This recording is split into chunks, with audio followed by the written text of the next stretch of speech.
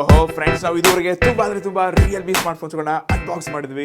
ಅವನೆಲ್ಲ ನಮ್ಮ ಅಪ್ಪನ ದುಡ್ಡಿಂದ ತಗೊಂಡಿದ್ವಿ. ಆದ್ರೆ ನಮ್ಮ ಹತ್ರ ಇವತ್ತು ರಿಯಲ್ಮಿನವರೇ ಆಫೀಸಿಯಲ್ ಆಗಿ ಓಪನ್ ಆಗ್ಬೇಡ ರಿಯಲ್ಮಿ ನಾರ್ಜೋ N53 ಫೋನ್ ನ ಕಳಿಸಿದ. ಎಸ್, ನಿಮ್ಮಲ್ಲಿ ತುಂಬಾ ಜನ ನನ್ನ ಲಾಂಗ್ ಟರ್ಮ್ ಇಂದ ಫಾಲೋ ಮಾಡ್ತಿದ್ದಾರೆ. ಅಂದ್ರೆ ತುಂಬಾ ಸ್ಮಾರ್ಟ್ ಫೋನ್ಸ್ ಗಳನ್ನ ಪರ್ಚೇಸ್ ಮಾಡಿದೀನಿ. ಫಾರ್ ಎಕ್ಸಾಂಪಲ್ ರಿಯಲ್ಮಿ ನಲ್ಲೇ ರಿಯಲ್ಮಿ 6 ಸೀರೀಸ್ ನ ಫೋನ್ಸ್ ನ ಕವರ್ ಮಾಡಿದೀನಿ. ರಿಯಲ್ಮಿ 7 ಆಗಿರ್ಲಿ, Realme 8, 8S, Realme 9i, Realme 10 ಮತ್ತು ರಿಯಲ್ಮಿ X7, ರಿಯಲ್ಮಿ X-Pad, ಈ ಎಲ್ಲಾ ಬ್ರಾಂಡ್ ಸ್ಮಾರ್ಟ್ ಫೋನ್ಸ್ ಗಳನ್ನ ಸ್ವತಃ ನಾನೇ ಪರ್ಚೇಸ್ ಮಾಡಿ ನನ್ನ ಪ್ರಾಮಾಣಿಕ ರಿವ್ಯೂನ ತಿಳಿಸ್ಕೊಟ್ಟಿದ್ದೆ. ಇವಾಗ ಬ್ರಾಂಡ್ಸ್ ನಮ್ಗೆ ಫೋನ್ ಕೊಟ್ಟಿದೆ ಅಂತಂದ್ರೆ ನಾವ್ ಯಾವತ್ತು ಸ್ಟ್ರೇಟ್ ಫಾರ್ವರ್ಡ್ ಆಗಿ ನನ್ನ ಅನಿಸಿಕೆಗಳನ್ನ ತಿಳಿಸ್ತಾ ಇರ್ತೀನಿ. ಸೊ ಖಂಡಿತ ನೀವು ಚಾನಲ್ ಹೊಸದಾಗಿ ಬಂದಿದ್ರ ಅಂದ್ರೆ ನಮ್ಮ ಮೇಲೆ ಭರವಸೆ ಇಟ್ಟು ನೀವು ಸಬ್ಸ್ಕ್ರೈಬ್ ಮಾಡಬಹುದು, ಲೈಕ್ ಮಾಡಬಹುದು. ಸೊ ವಿಡಿಯೋನ ಪೂರ್ತಿಯಾಗಿ ನೋಡಿದ್ರೆ ನಿಮ್ಗೆಲ್ಲ ವಿಷಯಗಳು ಗೊತ್ತಾಗುತ್ತೆ. ಸೊ ಬನ್ನಿ, ಟೈಮ್ ಎಲ್ಲ ವೇಸ್ಟ್ ಮಾಡೋದು ಬೇಡ, ಶುರು ಮಾಡೋಣ. ಎಸ್, ಮೊದಲಾಗಿ ಬಾಕ್ಸ್ ನೋಡ್ಬೋದು. ನಾರ್ಜೋ N53 ಅಂತ ಇದೆ, ಪ್ಲಾಸ್ಟಿಕ್. ಎಸ್, ಓಹೋ, ಬೆಂಕಿ ಪಟ್ನ ತರ ಓಪನ್ ಆಯ್ತು.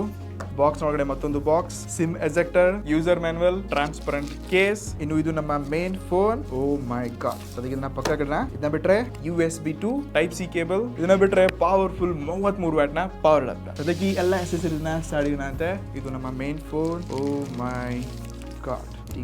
ಯಪ್ಪ, ಇದು iPhone 14 Pro, Realme iPhone 14 Pro. ಏನ್ ಡಿಸೈನ್ ಮಾಡೋದು. ಎಸ್, ಅದಕ್ಕೆ ನಾನು ಈ ಫೋನ್ ಸ್ವಲ್ಪ ಫಸ್ಟ್ ಬೂಟ್ ಎಲ್ಲ ಮಾಡ್ಬಿಟ್ಟು ಒಂದೆರಡು ದಿವಸ ಯೂಸ್ ಮಾಡಿ ಡೈರೆಕ್ಟ್ಲಿ ಆನೆಸ್ಟ್ ಒಪಿನಿಯನ್ ಗೆ ಸಿಕ್ತೆ. ಓಹೋ ಫ್ರೆಂಡ್ಸ್, ಲಾಸ್ಟ್ 2 ದಿವಸದಿಂದ ನಮ್ಮ ಪಕ್ಕ ಐಫೋನ್ ನನ್ನ ಫ್ರೆಂಡ್ಸ್ ಗೆಲ್ಲ ತೋರಿಸಿದೆ. ತುಂಬಾ ಜನ ಫೋನ್ ನೋಡ್ಬಿಟ್ಟು ಶಾಕ್ ಆದ್ರೆ ಐಫೋನ್ ತಗೊಂಡಿದ್ದೆ. ಬಟ್ ಹತ್ರ ನೋಡಿದಾಗ ಡಿಸೈನ್ ಶೈನಿಂಗ್ ಏನ್ ಕಾಣಿಸ್ತು, ಪಕ್ಕಾ ಸ್ಕ್ಯಾಮ್ ಇದೆ ಅಂತ ಅವ್ರಿಗೆ ಗೊತ್ತಾಯ್ತು. ಎಸ್, ಈ ಫೋನ್ ಲುಕ್ಸ್ ವೈಸ್ ನೀವು ಐಫೋನ್ 14 Pro ಜೊತೆ ಕೂಡ ಕಂಪೇರ್ ಮಾಡಿದೆ, same to same exact camera module ನೋಡ್ತಾ ಇದ್ವಿ. ಬಟ್ ಒರಿಜಿನಲ್ ಕ್ಯಾಮ್ರಾದಲ್ಲಿ ನಿಮಗೆ ಮಾಡೆಲ್ ಸ್ವಲ್ಪ ದೊಡ್ಡದಾಗಿದೆ, ಬಟ್ ಇದರಲ್ಲಿ ಸ್ಲಿಮ್ ಆಗಿರೋದನ್ನ ಕಾಣ್ತಾ ಇದ್ವಿ. ಬಟ್ ಸೈಜ್ ಎರಡು ಸೇಮ್ ಇದೆ. ಬಟ್ ಪ್ರಾಮಾಣಿಕವಾಗಿ ನಿಮ್ಗೆ ಏನ್ ಅನ್ಸುತ್ತೆ? ಸೊ ಈ ಬ್ರಾಂಡ್ಸ್ ಗಳು ಐಫೋನ್ ಕಾಪಿ ಮಾಡ್ತಿದ್ದಾರೆ. ಸೊ ಸೇಮ್ ಮಾಡೆಲ್ಸ್ ಗಳು ಡಿಸೈನ್ ಕಾಪಿ ಮಾಡೋದ್ರಲ್ಲಿ ನಿಮ್ಗೆ ಓಕೆ ಅಪ್ಪ, ನಮ್ಗೆ ನೋಡಕ್ ಸಿಗ್ತಾ ಇದೆ ಈ ಪ್ರೈಸ್ ರೇಂಜ್ ಅಂತ ಒಪ್ಕೊಳ್ತೀರಾ, ಅಥವಾ ಬೇಡ ಈ ರೀತಿ ತಪ್ಪು ಮಾಡ್ತಾ ಇದೆ ಬ್ರಾಂಡ್ಸ್ ಅಂತ ನಿಮ್ಮ ಆನೆಸ್ಟ್ ಒಪಿನಿಯನ್ ಕೆಳಗಡೆ ಕಮೆಂಟ್ ಮಾಡಿ. ಎಸ್, ಮೊದಲಾಗಿ ಫೋನ್ ತುಂಬಾ ಇಂಟ್ರೆಸ್ಟಿಂಗ್ ಲುಕ್ ಕಾಣಿಸ್ತಾ ಇದೆ. ಬಟ್ ಕೈಲಿ ಹಿಡ್ಕೊಂಡಾಗ ತುಂಬಾ ಸ್ಲಿಮ್ ಫೀಲ್ ಇದೆ. ಬ್ಯಾಕ್ ಅಲ್ಲಿ ಗ್ಲಾಸ್ ನ ಕೊಡ್ತಾ ಇದಾರೆ, ಸೈಡ್ ಗೆ ಮೆಟಲ್ ಫ್ರೇಮ್ ಅಲ್ಲ ಪ್ಲಾಸ್ಟಿಕ್ ಫ್ರೇಮ್ ಕೊಡ್ತಾ ಇದ್ದಾರೆ. ರೈಟ್ ಗೆ ವ್ಯಾಲ್ಯೂಮ್ ರಾಕರ್ ಕೀಸ್, ಕೆಳಗಡೆ ಸ್ಪೀಕರ್ ಸಿ ಪೋರ್ಟ್ ಮತ್ತೊಂದು 3.5 ಜಾಕ್ ನ ಕೊಡ್ತಾ ಇದ್ದಾರೆ. ಜೊತೆಗೆ ನಿಮ್ಗೆ ಡೆಡಿಕೇಟೆಡ್ ಸ್ಲಾಟ್ ನ ಕೊಡ್ತಾ ಇದ್ದಾರೆ. Yes, looks wise front look ಮತ್ತು ಬ್ಯಾಕ್ ಲುಕ್ ಎಲ್ಲ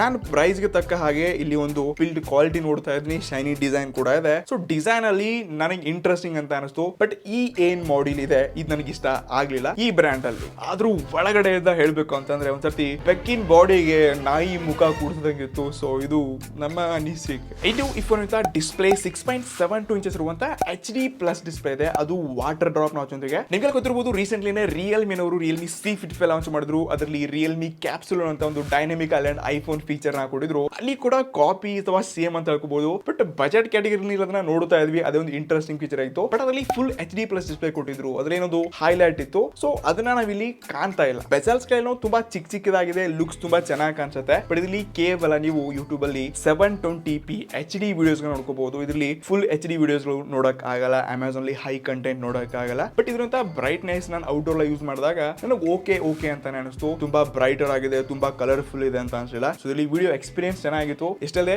ಸ್ಪೀಕರ್ ಕೂಡ ಟೆಸ್ಟ್ ಮಾಡಿದೆ. ಸಿಂಗಲ್ ಸ್ಪೀಕರ್ ಇದೆ. So low quality speaker experience ನ ಕಾಣ್ತಾ ಇದೀನಿ. ನನ್ನ ಪ್ರಕಾರ ಈ ಫೋನ್ 10,000 ರೂಪಾಯಿಗೆ ಲಾಂಚ್ ಆಯ್ತು. 10,000 ರೂಪಾಯಿ ಒಳಗಡೆ ಲಾಂಚ್ ಆಯ್ತು ಅಂತಂದ್ರೆ ಎಸ್, ಇದು ಓಕೆ ಅಂತ ನಾನು ಹೇಳ್ಬಹುದು. ಬಟ್ 11,000-12,000 ರೂಪಾಯಿಗೆ ಲಾಂಚ್ ಆಯ್ತು ಅಂದ್ರೆ ಈ ಪ್ರೈಸ್ ರೇಂಜ್ ಅಲ್ಲಿ ಇದೊಂದು ಒಳ್ಳೆ ಡಿಸ್ಪ್ಲೇ ಅಲ್ಲ. ಇಲ್ಲಿ ಪಂಚ್ ಹೋಲ್ ಕೊಡಬೇಕಾಗಿತ್ತು, ಬ್ರೈಟ್ನೆಸ್ ಜಾಸ್ತಿ ಕೊಡಬೇಕಾಗಿತ್ತು, ಮತ್ತು ಫುಲ್ HD ಡಿಸ್ಪ್ಲೇ ಕೊಟ್ಟಿದ್ರೆ ಇನ್ನೂ ಸಖತ್ತಾಗಿರ್ತಿತ್ತು. ಸೊ ಬಾಕಿ ನನಗೆ ಈ ಡಿಸ್ಪ್ಲೇ ಬಗ್ಗೆ ಇನ್ನೂ ಸ್ವಲ್ಪ ಜಾಸ್ತಿ ಎಕ್ಸ್ಪೆಕ್ಟೇಷನ್ಸ್ ಗಳನ್ನ ಇಟ್ಕೊಳ್ತಿದ್ದೀನಿ ಅಷ್ಟೇ. ಇದು ಈ ಫೋನ್ ಅಂತ ಪ್ರೊಸೆಸರ್ ಹೋದ್ವಿ ಅಂತಂದ್ರೆ 1 ವರ್ಷದ ಹಳೆಯ ಪ್ರೊಸೆಸರ್, ಅದು ಇನಿಸಾ T612 ಪ್ರೊಸೆಸರ್ ನ ಕೊಡ್ತಾ ಇದ್ದಾರೆ. ಸೊ ಇದು ಈಕ್ವಲ್ ಟು ನಮ್ಮ ಸ್ನ್ಯಾಪ್ ಡ್ರ್ಯಾಗನ್ 6 ಸೀರೀಸ್ ಏನು ಪ್ರೊಸೆಸರ್ ನೋಡ್ಕೊಂಡಿದ್ವಿ, 662 ಆಗಿರ್ಲಿ, 625 ಆಗಿರ್ಲಿ. ಸೊ ಈ ಚಿಪ್ ಸೆಟ್ ಗೆ ಈಕ್ವಲ್ ಅಂತ ಹೇಳ್ಬೋದು. ಇದೊಂದು 12 ನ್ಯಾನೋಮೀಟರ್ ನ ಚಿಪ್ ಸೆಟ್ ಇದೆ. ಟ್ರಸ್ಟ್ ಮೀ, ನಾನು ಇಲ್ಲಿ ಅಸ್ಪಾಲ್ಟ್ 9 ಎಲ್ಲ ಟ್ರೈ ಮಾಡಕ್ ಹೋದೆ, ಗೇಮ್ ಪ್ಲೇ ಬರಲೇ ಇಲ್ಲ. ತುಂಬಾ ಲ್ಯಾಗ್ ಆಯ್ತು, ಫ್ರೀಸ್ ನ ನೋಡ್ಕೊಂಡ್ವಿ. ಸೊ ಈ ಎಕ್ಸ್ಪೀರಿಯನ್ಸ್ ಸರಿಯಾಗಿ ಆಗ್ಲಿಲ್ಲ ಅಂತ ಅದ್ರಲ್ಲಿ ಟೆಂಪಲ್ ರನ್ ಕೂಡ ಸ್ಟಾರ್ಟ್ ಮಾಡಿದ್ವಿ. So temple run game play ನೋಡಿ, ಇದು ಮಜಾ ತಗೊಳ್ಳಿ.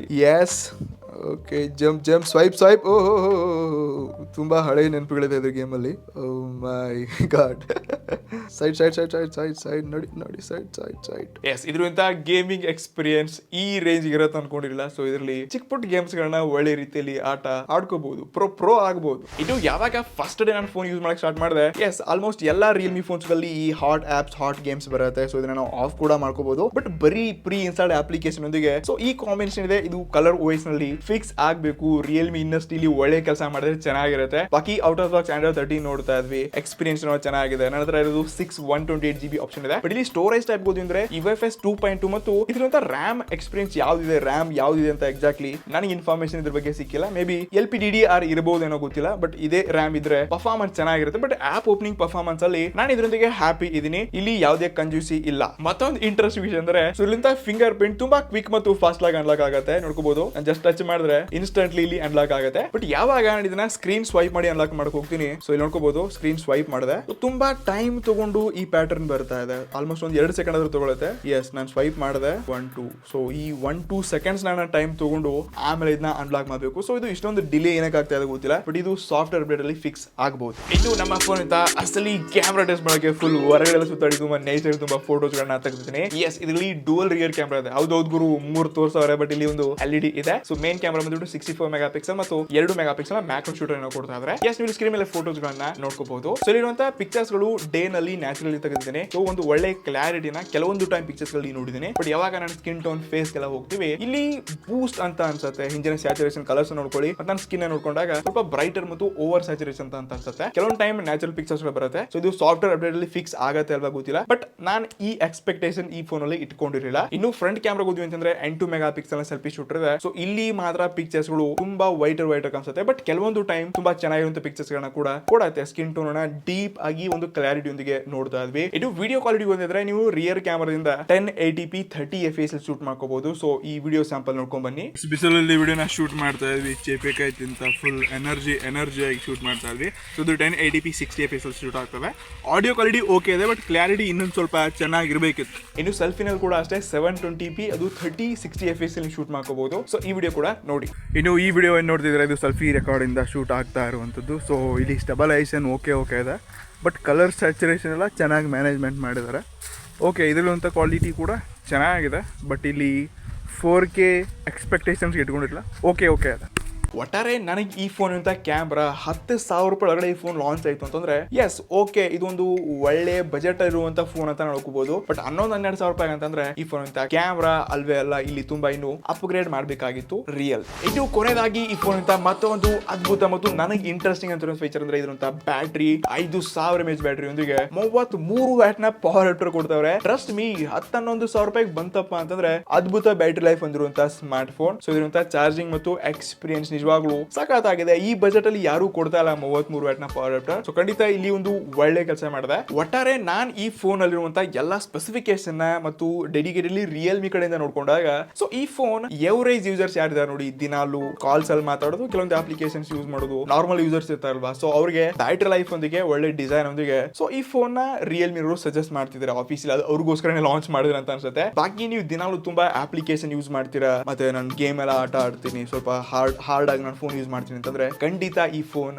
ನಿಮಗೆಲ್ಲ ಒಬ್ಬ ರೆಗ್ಯುಲರ್ ಯೂಸರ್, ನಿಮ್ಮ ಪ್ಯಾರೆಂಟ್ಸ್ಗೆಲ್ಲ ನಿಮ್ತ ಫೋನ್ ತಗೋಬಹುದು. ಯಾಕೆ ಇದನ್ನೇ ತಗೊಳ್ಬೇಕಂಗಿಲ್ಲ, ಇದಕ್ಕಿಂತ ಬೆಸ್ಟ್ ಮಾರ್ಕೆಟ್ ಫೋನ್ಸ್ ಗಳಿದೆ, ಅದು ಇದೇ ಪ್ರೈಸ್ ಅಲ್ಲಿ ಸಿಕ್ತಂತಂದ್ರೆ ಒಳ್ಳೆ ಪರ್ಫಾರ್ಮೆನ್ಸ್ ಇದ್ರೆ ಅದನ್ನು ತಗೊಳ್ಬಹುದಲ್ವಾ. ಬಟ್ ಬ್ರಾಂಡ್ಸ್ ಗಳು ಕನ್ಫ್ಯೂಸ್ ಇಡಿಸೋದ್ರಲ್ಲೇ ಈ ರೀತಿ ಕೆಲಸ ಮಾಡ್ತಿರುತ್ತೆ. ಸೊ ಪ್ರಾಮಾಣಿಕವಾಗಿ ನನ್ನ ಎಕ್ಸ್ಪೀರಿಯನ್ಸ್ ಈ ಫೋನ್ ಬಗ್ಗೆ ಹೇಗೆ ಇತ್ತು, ಈ ಫೋನ್ ಬೇಡ ಅನ್ನೋದಕ್ಕಿಂತ ನಾನು ಇವ್ರದೇ ಆದ ರಿಯಲ್ಮಿ C55 ಅದೊಂದು ವ್ಯಾಲಿ ಫಾರ್ ಮಿನಿ ಡಿವೈಸ್ ಇದೆ. ಫುಲ್ HD+ ಡಿಸ್ಪ್ಲೇ ಕೊಡ್ತಾ ಇದ್ದಾರೆ, ಕ್ಯಾಮ್ರಾ ಚೆನ್ನಾಗಿದೆ ಮತ್ತು ಒಳ್ಳೆ ಡಿಸ್ಪ್ಲೇ ಕೂಡ ಕೊಡ್ತಾ ಇದ್ದಾರೆ, ಒಳ್ಳೆ ಫೀಚರ್ಸ್ ಗಳು ಕೂಡ ಇದೆ. ಸೊ ಡೆಫಿನೆಟ್ಲಿ ಆ ಫೋನ್ ನೀವು ಚೂಸ್ ಮಾಡ್ಕೋಬಹುದು. ಸೊ ಈ ಫೋನ್ ಬಗ್ಗೆ ಇದಷ್ಟು ನನ್ನ ಪ್ರಾಮಾಣಿಕ ಅನಿಸಿಕೆ ಇತ್ತು. ಸೊ ನಿಮ್ಮ ಅನಿಸಿಕೆಗಳನ್ನ ಕಮೆಂಟ್ ಮಾಡಿ. ಸಿಗೋಣ ಮುಂದೆ ನೋಡಿ guys, see you next one. ನಮಸ್ಕಾರ.